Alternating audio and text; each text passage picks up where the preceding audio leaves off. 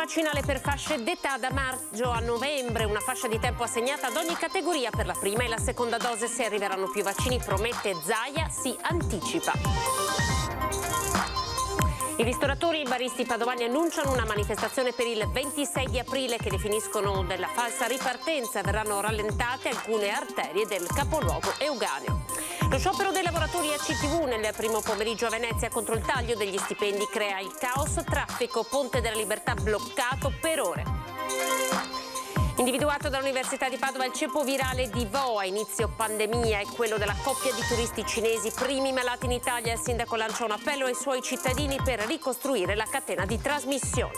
2 ventenni e un minorenne arrestati dai carabinieri sono gli autori della rapina commessa lo scorso autunno con l'utilizzo del taser. Tragico schianto, camion moto, poco prima di mezzogiorno a Sandrigo, a perdere la vita un motociclista di 62 anni. Per il Giro d'Italia 2021 partirà l'8 maggio da Torino tra le tappe in terra veneta, da Verona fino a Cortina d'Ampezzo. Ben ritrovati, buongiorno, questa è il telegiornale che dà l'informazione regionale, tutte le notizie che arrivano dal Veneto. Allora in apertura vi facciamo vedere qual è il piano vaccinale raccontato oggi dal presidente Luca Zaia, una sorta di roadmap per capire attraverso la propria fascia d'età quando sarà il vostro turno per la vaccinazione. È prudenziale, è sicuramente dipendente dal vaccino. Se ci saranno miglioramenti o peggioramenti nello slittamento in avanti o dietro del tuo periodo di vaccinazione, tipo il mio inizia a fine maggio, ho visto. Prudenza, certo. Il piano vaccinale del Veneto svelato oggi dipende dalle forniture dei vaccini che la Regione apprende con un anticipo di sole 3 settimane. Ma la buona notizia è che in questo schema a fasce e colori c'è la mappa di massima di quando tutti i veneti fino ai 16 anni riceveranno il vaccino. È stato presentato oggi all'unità di crisi di Marghera una macchina da 239.000 dosi al giorno, ma basta guardare per capire quando potrebbe essere il proprio turno. 9 maggio, entro questa data la Regione conta di completare la categoria 70-79 con Pfizer, AstraZeneca e Moderna. Dal 3 maggio al 6 giugno sarà la volta della fascia 60-69 con la prima dose. 31 maggio, 11 luglio prima dose per la categoria 50-59 anni. 5 luglio, 8 agosto 40-49 anni. 2 agosto, 5 settembre 30-39 anni. La fascia 20-29 dal 29 agosto al 3 ottobre. 16-19 anni dal 27 settembre al 17 ottobre. Queste ultime 3 categorie riceveranno solo Pfizer e Moderna. Volutamente è stato tenuto fuori il siero Johnson & Johnson per coprire eventuali ritardi nelle forniture degli altri vaccini. Se le forniture fossero a regime, assicura Zaia, si anticipa. Attualmente abbiamo un rallentamento delle forniture del 30% e quindi abbiamo dovuto aggiustare il piano in relazione a queste forniture.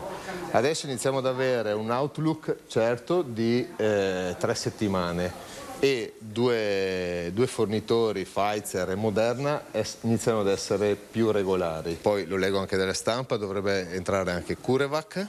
Il piano distribuisce sulla popolazione veneta la quantità di vaccini prevista dal calendario nazionale. Al Veneto spetta l'8,14% degli arrivi. Sia l'ingegner Fattori, autore del piano Veneto, che il presidente Zaia si dicono convinti che si possa giocare d'anticipo. Secondo il piano, la campagna vaccinale si chiuderebbe il 14 novembre con la somministrazione della seconda dose anche all'ultima fascia, 16-19. Oggi Zaia è tornato anche sul decreto approvato con l'altro calendario, quello delle riaperture, auspicando che il governo preveda anche per questo dei correttivi, una sorta di tagliando. Avete visto che il decreto è stato approvato. Insomma, la speranza è l'ultima a morire, spero che sia oggetto di un tagliando. E la Regione Veneto lavorerà per consentire all'Arena di Verona la deroga ai 1.000 spettatori per gli spettacoli all'aperto prevista dal nuovo decreto Covid. Lo ha detto il governatore Zaia, ricordando che questa possibilità va verificata in sede di conferenza delle regioni. I lavoratori dello spettacolo intanto si sono detti pronti ad incatenarsi per far sentire la loro voce. Cercheremo di dare una mano, ha detto Zaia, abbiamo capito che questa cosa va discussa con la conferenza delle regioni, quindi con i nostri colleghi non sarà un problema, faremo in modo che l'Arena possa avere il suo pubblico nel rispetto delle linee guida sul Covid. Da Verona a Padova i ristoratori e baristi annunciano una manifestazione nel giorno che definiscono quello della falsa partenza, ovvero lunedì 26 aprile. Nella giornata di lunedì 26 aprile, che sarebbe dovuta essere la giornata della ripartenza delle attività economiche, ma che in realtà è una falsa partenza o una ripartenza a metà, manifesteremo lungo le strade della città di Padova, rallentando il traffico veicolare. Una protesta con tanto di pentole e mestoli il giorno di quella che i baristi e i ristoratori dell'Appe definiscono falsa ripartenza. Una protesta forte perché, nonostante il cambio di governo, le tanto sospirate aperture non ci sono. Perché il 26 aprile potrà tornare a lavorare solo chi ha un plateatico servendo i clienti all'esterno. In provincia di Padova sono circa 2100 gli esercizi che hanno la possibilità di utilizzare spazi all'aperto. A questi però vanno sottratti almeno 400 locali che hanno nelle loro disponibilità solo pochi metri quadri. 14 mesi di stallo per i ristoratori, con spese per adeguare i locali, tasse da pagare e ristori che vanno a coprire solo una minima parte dei costi delle attività. I loro appelli sono rimasti inascoltati, dicono. Non resta altro che scendere in strada. Non possiamo più continuare in questa situazione, abbiamo bisogno o di aiuti concreti, se non ci sono la possibilità di aiuti concreti, allora che ci sia la possibilità di poter riaprire e di poter salvarci da soli. Esercizi aperti la sera purché servano cibi e bevande ai clienti all'aperto e allora è boom di richiesta di plateatici. Restiamo a Padova. Plateatici e fantasia. È boom di richieste di nuovi spazi all'aperto per bar e ristorazione. Una trentina le domande in comune da quando le prime indiscrezioni sul decreto del governo davano per certa la possibilità agli esercenti di servire al tavolo di sera purché all'aperto. In molti casi, dove lo spazio esterno manca, gli uffici comunali devono metterci ingegno per accontentare le richieste. Questi giorni arrivano soprattutto richieste ex novo, nel senso che chi aveva già un plateatico ha già in qualche modo lavorato per ampliarlo. Qua siamo di fronte a quelle attività che magari non avevano sentito l'esigenza, perché comunque con gli spazi al chiuso riuscivano a soddisfare le loro esigenze, ma che adesso si trovano in una condizione di totale necessità e che quindi ci stanno chiedendo di individuare anche delle soluzioni creative, perché parliamo di locali che non hanno uno spazio davanti, se no l'avrebbero già utilizzato, e quindi con i nostri tecnici stiamo lavorando per trovare una valvola di sfogo per tutti. 200 le domande di plateatico nell'ultimo anno, che hanno portato a quota circa 700 su 1000 gli esercizi dotati di spazi all'aperto per il consumo. E poi c'è il tema del coprifuoco che di fatto, se fissato alle 22, taglia fuori tutta una serie di locali, come i locali da ballo. Allora andiamo a Villa Barbieri, sempre restando a Padova. Il coprifuoco alle 22 chiaramente toglie qualunque tipo di prospettiva al mondo della notte, al mondo delle discoteche. Limite delle 22 che stride con l'attività dei locali notturni. Per questo alzare l'orario a mezzanotte permetterebbe quantomeno la sopravvivenza di questo tipo di locali e consentirebbe anche, sottolinea il titolare della storica discoteca patavina, un maggiore controllo e sicurezza di chi ne fruisce. Ci sarà il proliferare di abusivismo, di ritrovi nelle case, nelle ville di campagna piuttosto che negli hotel. Cioè, voglio dire, il territorio è abbastanza ampio e variegato, per cui di sicuro c'è la possibilità di individuare dei luoghi dove ritrovarsi senza rispettare questo tipo di leggi. L'accelerazione nel verso delle riaperture graduali, con tanto di date e scadenze, fornita negli ultimi giorni, non anticipa nulla però sul fronte discoteche, al punto che, estate alle porte, si pensa ad una rivisitazione dell'offerta. Stiamo valutando l'ipotesi di metterci in moto, intanto, visti gli spazi molto ampi come ristorante, pizzeria, bar, cioè quindi fare un'attività, quella che era un'attività diciamo accessoria al nostro mestiere, farla diventare principale, però sicuramente non adesso, non con le 22. Ora ci spostiamo a Venezia con lo sciopero dei lavoratori a CTV. Il Ponte della Libertà oggi è rimasto bloccato per alcune ore.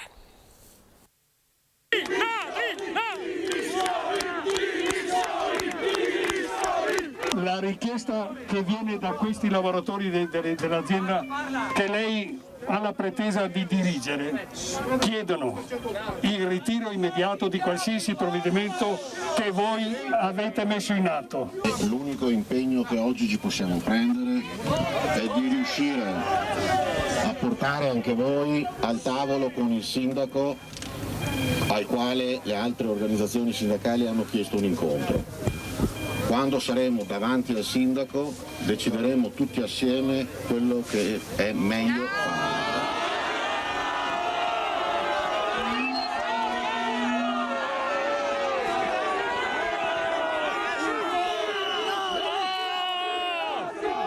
Animi più che esacerbati a Venezia, con il Ponte della Libertà bloccato dalle migliaia di lavoratori CTV e AVM in sciopero. È il quarto dall'inizio dell'anno. Piazzale Roma è presidiatissima da una marea di uomini delle forze dell'ordine, mentre i lavoratori CTV tornano a chiedere con forza quanto ribadito nel corso delle tante manifestazioni degli ultimi 2 mesi e mezzo. È il sindacato di base, organizzatore dello sciopero, a parlare per loro, tornando a chiedere con le altre sigle sindacali il rientro dei tagli di stipendio, decisi invece unilateralmente dall'azienda e dal comune. Chiedono il ritiro immediato e da quel momento, come è sempre stato detto in tutte le riunioni, noi siamo disposti, anche con delegazioni dei lavoratori, a sederci al tavolo e trovare una quadra. L'invito ad AVM già esteso anche al sindaco e al prefetto. E vogliamo da voi anche un atto di buona volontà anche da parte vostra. Se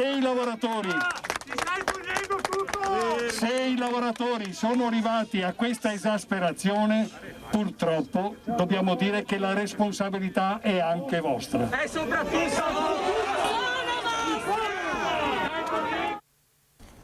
È stato individuato dall'Università di Padova il ceppo virale che circolò a Vo nei primi mesi della pandemia ed è lo stesso della coppia di turisti cinesi che si sono ammalati proprio in Italia.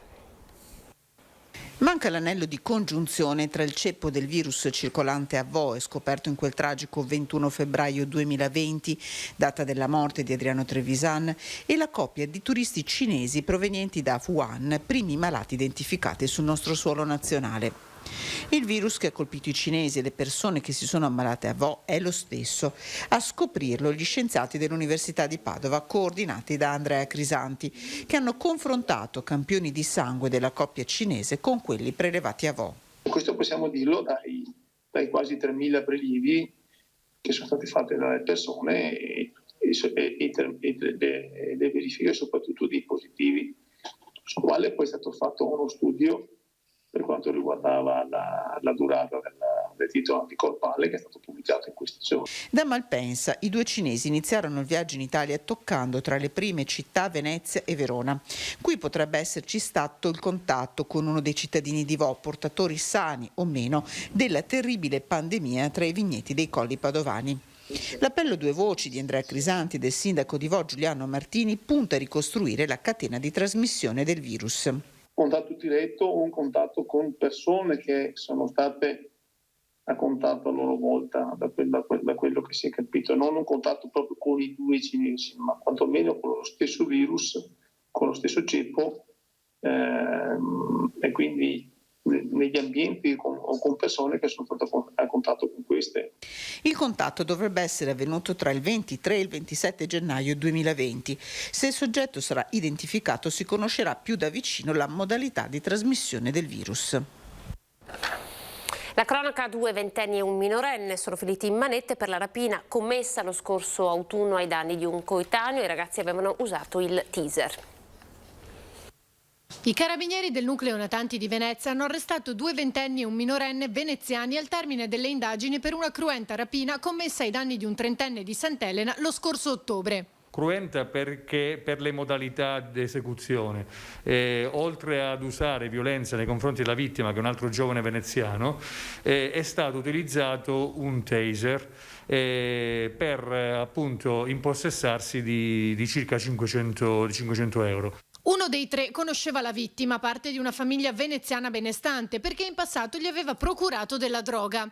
Si sono quindi presentati a casa con la scusa di organizzare una festa e una volta arrivati l'hanno colpito. Oltre ad aver raccolto la denuncia della vittima e le testimonianze di alcuni vicini di casa del malcapitato, sono stati analizzati i profili social di alcuni dei soggetti coinvolti. Oltre a capire come i tre possedessero un taser, i carabinieri hanno scoperto collegamenti con le baby gang note della zona. Alcuni dei soggetti fermati stamattina sono contigui agli ambienti delle baby gang gravitanti sul centro storico veneziano e che in passato si sono resi responsabili di alcuni atti di violenza proprio a Venezia. Durante l'attività è stata impiegata anche un'unità cinofila della polizia locale e la perquisizione a casa del minorenne ha portato al sequestro di una piccola dose di marijuana. I soggetti sono stati collocati agli arresti domiciliari per quanto riguarda i maggiorenni e invece il minorenne è stato accompagnato presso una comunità minorile della provincia di Padova in attesa delle determinazioni dell'autorità giudiziaria.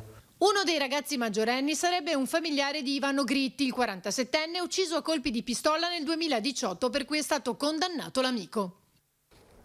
Manette per 2 nomadi avevano seminato il terrore razziando abitazioni e automobili. L'operazione dei carabinieri di Tiene. Hanno finito di seminare il terrore tra i residenti dei comuni di Marano, Zanè, San Vito di Leguzzano e Giavenale. I carabinieri di Tiene hanno stretto le manette attorno ai polsi di 2 nomadi di origine Sinti, Giosuè Innocenti e Elt Blu, di 23 e 41 anni, accampati abusivamente nella zona industriale vicino all'argine Leogra. I militari hanno appurato che la coppia, con un sistema ben collaudato, tra metà aprile e fine ottobre 2020 ha razziato auto in sosta e abitazioni asportando denaro, molini in oro, borse lasciate sui sedili delle macchine e ancora portafogli e cellulari. I due giravano con un furgone doblò bianco battendo a tappeto parcheggi di supermercati, centri abitati e una volta addocchiata la vittima, per lo più donne, agivano in maniera fulminea, approfittando del momento di distrazione o di assenza. Così a Marano hanno rubato l'incasso al dipendente di una pizzeria in consegna a domicilio durante il lockdown. A Malo hanno rubato preziosi per 16.000 euro da un'auto ferma al centro diurno per anziani, preziosi che la donna portava con sé per timore dei ladri in casa. O ancora il furto di una Fiat Abarth, poi recuperata in un bosco, lasciata per una manciata di minuti fuori dal bar con le chiavi inserite. Ad aiutare i militari nelle indagini le molte testimonianze che hanno fornito precise descrizioni dei due e i siti social. Andiamo a Montebelluna, lunedì l'autopsia sulla neonata morta all'ospedale, la comunità di Mareno intanto è sconvolta, siamo andati lì. Il mio cuore è sobbalzato perché la sofferenza per una mamma che perde il bambino dopo 9 mesi, che l'ha portato in grembo cuore a cuore, penso sia indicibile. La comunità di Mareno di Piave è ancora attonita per la perdita della neonata morta a poche ore dal parto. I genitori della bimba cercano ancora un perché a poche ore dalla tragedia il cuore di Chloé abbia smesso di battere. A dare una spiegazione ai suoi cari sarà con ogni probabilità l'autopsia che verrà effettuata lunedì prossimo. L'esame è stato disposto dal pubblico ministero che sul caso ha aperto un fascicolo di indagine. In queste ore la ASL 2 ha programmato un'audizione di tutto il personale che è stato coinvolto nel parto. La mamma della piccola, una trentenne, era stata ricoverata mercoledì mattina all'ospedale di Montebelluna per il parto che è avvenuto in maniera naturale. La neonata, nata alle 3 di giovedì, ha fin da subito avuto bisogno della rianimazione neonatale. Dopo innumerevoli tentativi, gli sforzi di tutti gli operatori sanitari sono risultati vani. Il decesso è stato alla fine dichiarato alle 5 del mattino. Sono convinto che non ci siano parole che possano aiutare una mamma, un papà, una coppia a dare un senso a un dolore del genere. Mi sentirei di esprimere la mia vicinanza nel silenzio, un silenzio che si fa ascolto. Sono convinto che in questi momenti di sofferenza, la preghiera, la fede, siano gli unici strumenti che ci aiutino a prendere un po' fiato per avere un po' di speranza per il futuro. E c'è stato oggi anche un incidente mortale, è morto un motociclista di 62 anni, lo scontro tra la sua moto e un camion è avvenuto a Sandrigo. Tragico schianto a Sandrigo, a perdere la vita un motociclista di 62 anni. L'uomo, Pellegrino Zanetti, residente a Fara Vicentino, alla guida della sua Ducati 849, stava percorrendo via Chizzalunga in direzione Breganze, quando all'altezza di un'attività commerciale non riusciva ad evitare l'impatto con un autotreno, alla guida un 38enne di Tiene, che proveniva dalle direzioni opposte ed impegnato in una manovra di svolta a sinistra per entrare all'interno dell'azienda. L'impatto è stato violentissimo, la Ducati si è incastrata tra gli assi posteriori della motrice, finendo poi trascinata per oltre una decina di metri. Per il 62enne non c'è stato nulla da fare. Sul posto, oltre al SUEM, i vigili del fuoco che hanno liberato la moto, mentre per i rilievi è intervenuta la polizia locale nord-est vicentino, disposto dal pubblico ministero l'apertura di un fascicolo per omicidio stradale. Andiamo a Mel perché il governo è al lavoro per trovare i fondi per salvare lo stabilimento ACC. Nel pomeriggio il vertice è convocato dalla vice ministra Alessandra Todde. Sentiamo.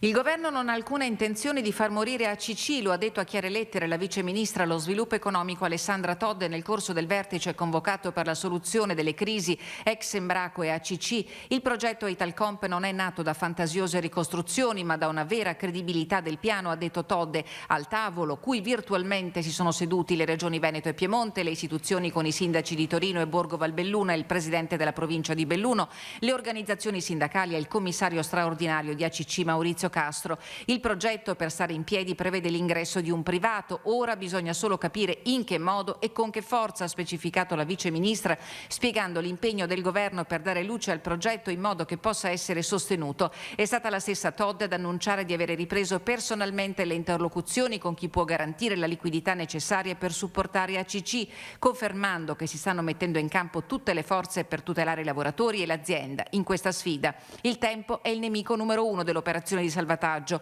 e l'incontro non ha avuto l'effetto rassicurante. Sono un po' titubante nel dire che siano proprio rassicurazioni. Certo, il Vice Ministro ha ribadito la volontà di far nascere il progetto Italcomp. Ha dichiarato che il tavolo rimane aperto e quindi se ci saranno novità il tavolo verrà riconvocato quanto prima.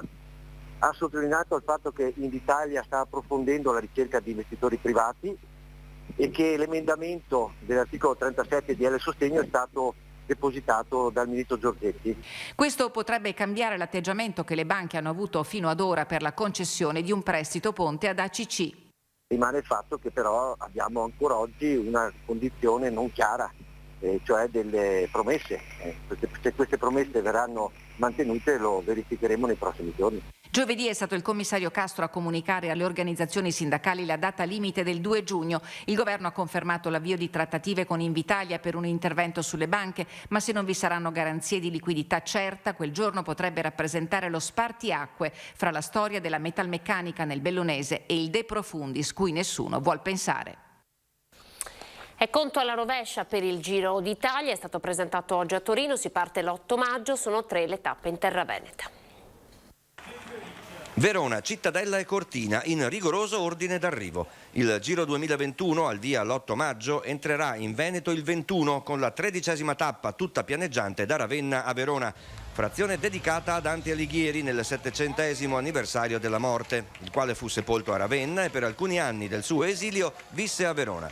Il giorno dopo, sabato 22 maggio, Cittadella darà il via a una tappa molto dura con arrivo sul Monte Zoncolan. A me piace anche poi l'unione con Cittadella, visto che Cittadella ha la Torre di Malta, che è nominata nel 9° canto del Paradiso di Dante, quindi c'è anche questo collegamento con Verona. Da Cittadella 70 km in Veneto fino a Conegliano, poi le biciclette morderanno suolo friulano fino al traguardo in cima allo Zoncolan a 1730 metri. Le tappe venete della Corsa Rosa sono state presentate dal presidente della regione Zaia, dal direttore del Giro Mauro Vegni e dai 3 sindaci Federico Sboarina di Verona, Luca Pierobon di Cittadella e Gianpietro Ghedina di Cortina. E come se non bastasse lo Zoncolan, lunedì 24 maggio la tappa Sacile-Cortina con le scalate dei passi Fedaia, Pordoi e Giau, il paradiso della neve, l'inferno per i corridori. Quindi dai, basta che vinca un Veneto, per me sarebbe fantastico. Questo era il nostro ultimo servizio, vi lascio alle previsioni del tempo, grazie per essere stati in nostra compagnia, arrivederci.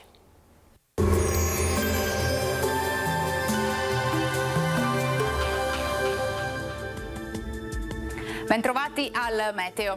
Weekend della liberazione all'insegna dell'alta pressione con temperature in aumento in perfetto stile primaverile, ma da lunedì si alterneranno pioggia e ondate di calore. Vediamo insieme il dettaglio di sabato 24 aprile. Sul Veneto generali condizioni di bel tempo, la nostra regione infatti godrà di una giornata asciutta e soleggiata, il cielo sarà sereno o al massimo velato, qualche addensamento in corrispondenza dei rilievi ma senza conseguenze. Temperature gradevoli, lievemente sopra la media del periodo, minime tra 5 e 8 gradi, valori massimi compresi invece tra i 18 e i 21 gradi all'incirca. Ci spostiamo ora sul Friuli Venezia Giulia, anche qui tanto sole, cielo limpido, qualche nube in prossimità dei monti ma del tutto innocua. Temperature minime tra 7 e 11 gradi, valori massimi invece oscillanti tra i 19 e i 21 gradi. Infine ci spostiamo sul Trentino Alto Adige dove non cambia lo scenario, anche qui vedete il contesto sarà decisamente soleggiato ovunque. Temperature minime intorno ai 6 gradi, valori massimi infine sui 22 gradi all'incirca. Dal meteo di Antena 3 per ora è tutto, grazie per l'attenzione e arrivederci.